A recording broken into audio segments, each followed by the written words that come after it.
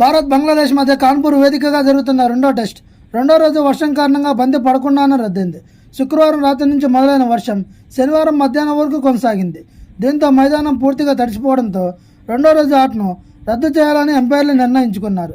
అంతకుముందు వర్షం కారణంగా తొలి రోజు కూడా ఆలస్యంగా ప్రారంభమైంది. ఈసారి టాస్ గెలిచిన team India captain Rohit Sharma bowling ఎంచుకున్నాడు. దీంతో బంగ్లాదేశ్ ఇన్నింగ్స్ ప్రారంభించి 35 ఓవర్లో 3 వికెట్లు కోల్పోయి 107 పరుగులు చేసింది. ఈ సమయంలో మబ్బులు కమ్మడంతో మ్యాచ్ను నిలిపివేశారు. ఇప్పుడు రెండో రోజు ఆటకు కూడా పూర్తిగా వర్షం పడింది. ఇక మిగిలింది 3 రోజులు మాత్రమే.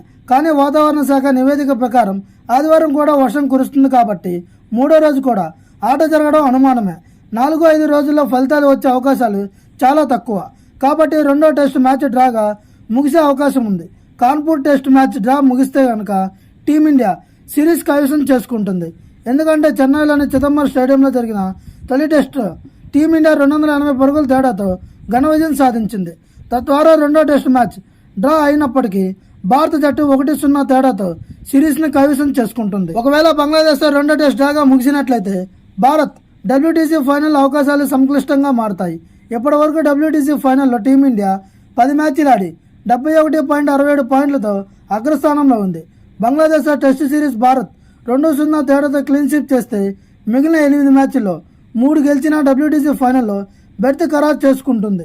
ఒకవేళ బంగ్లాదేశ్తో మ్యాచ్ డ్రా అయితే మాత్రం భారత్ మిగిలిన 8 మ్యాచ్ల్లో 5 గెలిస్తేనే ఫైనల్ బెర్త్ను దక్కించుకుంటుంది. ఈ డబ్ల్యూటీసీలో భాగంగా టీమిండియా స్వదేశంలో న్యూజిలాండ్తో 3 టెస్టుల సిరీస్, ఆ తర్వాత ఆస్ట్రేలియా గడ్డపై బార్డర్ గవాస్కర్ ట్రోఫీలో తలపడనుంది. ఈ పటిష్టమైన జట్లతో సిరీస్ గెలవడం అంత సులభమేమీ కాదు. దీనికి తోడు ఆసీస్ పొగతో రగిలిపోతుంది.